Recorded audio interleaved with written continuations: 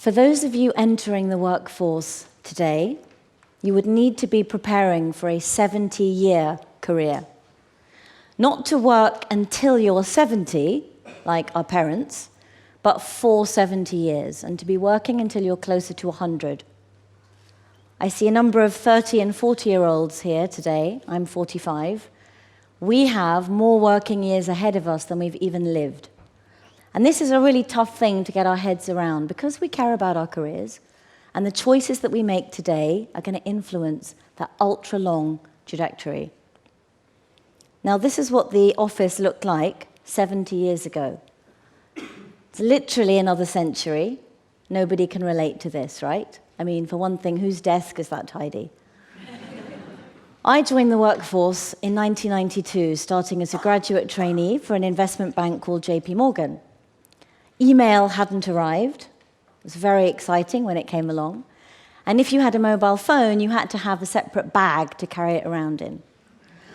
People had started to get used to the idea of, rather than a job for life, a career, where you might work for a couple of companies, but essentially you had one profession, you had one calling, unless, of course, you had made some terrible mistake and everybody would talk about how somebody retrained. That wasn't a good thing to have done. But I worked for JP Morgan for 3 years, and then for the Swiss bank UBS for 13 years. And that's longer than quite a few marriages. Now, though, we're in more of a rush. The average job turns over every 4 years. And why is this? Well, firstly, the pace of innovation. We've never seen innovation like this.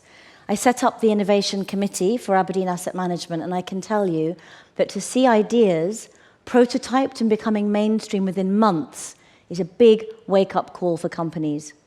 So jobs are changing, jobs are being disrupted. My daughter has just turned 10, and the World Economic Forum has worked out that of the jobs that she will be doing, 65% haven't even been invented yet.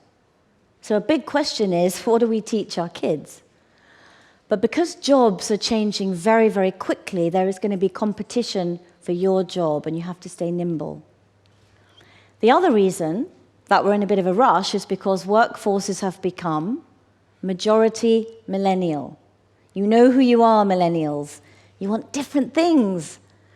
Millennials are bringing a new vocabulary into the language of reward. They're bringing meaning, impact, and experience to the table as their new currency. And if you want experience, meaning, you're not going to be patient. You're going to be moving around much quicker. So for me, the whole notion of a career is dead. What we need to prepare for is careerlets. And this is how I spell it. Careerlets mean that you will have lots more jobs in different companies, maybe different roles in the same companies, but these are all about reinvention and change. And as somebody who has reinvented quite a few times in both my executive life, then my non-executive career, and now as a founder, I can tell you we need a whole new type of preparation and mindset. In the old world, you would go up in title, in status, in reward. We always wanted to be climbing, and we were afraid to take time out in case we lost our place in the line. Careerlets is really different. It's not going to be linear. There'll be bumps and shifts and acceleration and deceleration, and it's going to be totally cool to take some careerlets out, to be a mummy, or to be your own boss. Careerlets will give you an incredible gift, which is that it will be acceptable to fail. What is a couple of bad careerlets out of a whole portfolio of great ones? So you can embrace whatever failure means to you. Maybe it means putting yourself up for something so much bigger than you've ever done before and getting passed over 1, 2, or 3 times, or getting the job and making a bit of a hash of it. It doesn't matter so long as you grow and learn, not when you have a whole book of careerlets to talk about. Careerlets will not be optional for those of you thinking, oh, this is fine for people that want a bit of spice in their life. I'm happy with the status quo, thank you. Not an option, because competition for your job is there from people who are on their careerlets and from the rise of automation. HR itself will cease to exist. If there are any HR professionals here, I beg to suggest HR will become AR, all resources, from the human to the robot. And most importantly, careerlets mean that we need to adapt and thrive in a very different way. We're going to have to change how we learn. Many of us have been on formal training programs and learnt in a classroom, and that was great when, frankly, there wasn't a lot of rush and there were a certain limited number of skills that we needed to get on top of. But when you're dealing with change, with ambiguity, and with competition, you're going to need soft skills. You're going to need situational advice. Let me tell you a story. I used to report to somebody who I'm going to call Frank. He wasn't really called Frank.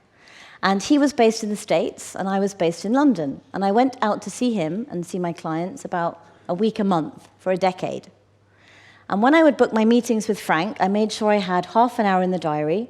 But because Frank was a very busy man, I would try to make some effort to prepare what I was going to say to him. Because halfway through the conversation, somebody would come into the office, throw some kind of ball, I don't know what sport ball it was, but he would catch it, and they would start talking, and that would be the end of my meeting with Frank. So I would prepare my message to him. And at the time, personal brand was all the rage, and this is what I wanted Frank to think of me. I wanted him to see me as incredibly focused. This is a lady with multiple priorities, and she's on top of them all. I wanted him to believe that I was succeeding, I'm meeting my sales targets, and I'm bringing awesome business into the bank. And I wanted to be interesting. So I would put some thought into an anecdote or some little tidbit or story that I could tell him about what was going on the trading floor. And I thought, this is actually pretty awesome stuff, and I did this for a long time.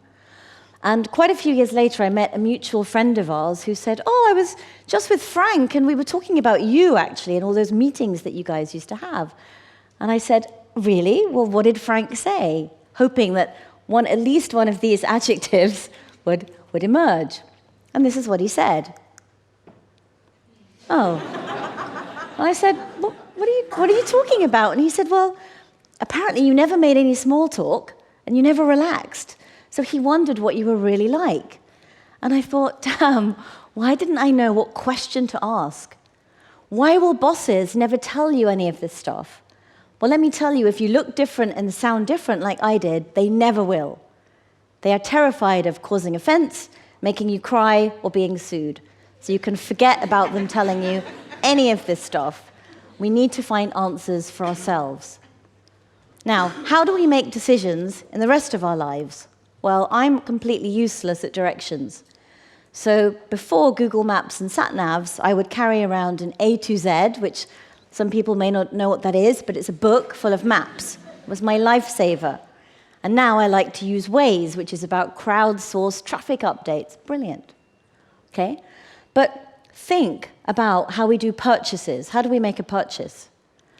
I don't think any of you will buy something off Amazon without reading a review from someone with a name like Josh81. Okay? You're going to buy your vegetable peeler. What does Josh81 think? He's given you an amazing run-through of what criteria the vegetable peeler has. You're connecting with Josh. Actually, Josh is amazing. Just before we click, one-click purchase, we think, I'm just going to quickly read some of Josh's other reviews, because I've got a little bit of time. I'm going to click. And we start reading, and our heart sinks, because we realize this guy likes everything. My God, what's the point? He even likes some movie that was remade that was terrible. So we think, I cannot rely on him for my assessment of the vegetable peeler. I'm going to start the whole process again. And we do, and we use the wisdom of the crowd. Now think about something so much more important than a vegetable peeler. You came out of a meeting at work where you had said some really interesting things, and nobody listened. And you're thinking, am I wearing an invisibility cloak? Hello? What do we do in that scenario? What technology do we turn to? I'll tell you what we do.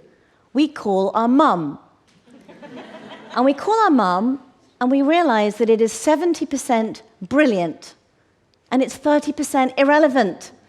And we say, yes, Mum, I know that my Rubik's Cube was stolen. I was 8. What does that have to do with this meeting? And the conversation continues. But we call our mum, and then we call our trusted group of friends, which is about 3 people, who add equally little value to the situation. In careerlets, we cannot rely on our mums, I'm sorry, Mum, or our tiny group of friends. We have to use technology. We have to use technology to access the wisdom of the crowd in the context that we are in. And we want anonymity so that we can ask questions safely because it's liberating. Who's got time to go on a course or read a book? We need bite-sized learning. And I can tell you, if you are younger than everyone around you in your first board meeting, no book is going to tell you the mistakes that you will make in that meeting. So we need help. Some research that I ran found this, that 1 in 5 women won't ask for help in the workplace for fear of being seen as a pest. Now just think about that. 20% of your female staff will not come to you for help. That is productivity lost. That's ambition wasted. And most importantly, it's ideas unheard. No wonder we have a gender pay gap in this country, because we're asking the wrong questions. As a board member, a gender pay gap is often rationalized by somebody telling me, well, it's okay, we do pay equally for equal work, but it's just that women are really overrepresented in the lowest paying jobs. That is not the right question to be answering. The question is, who is accountable for career progression in our own company, if not us? People may say to you, well, we don't have diversity because we don't have diverse applicants. But again, they're not answering the right question. Who's accountable for your employer brand? What stories are you telling such that more diverse people will be curious about what your company does? So companies need to act. They need to create an environment where questions are welcome and nobody feels a nuisance. Companies need to innovate and provide crowd-based support and free market learning. There is no stupid question. So let's level the playing field and let everybody, man or woman, introvert or extrovert, ask, share, and make their fullest contribution for the new world of work. Thank you.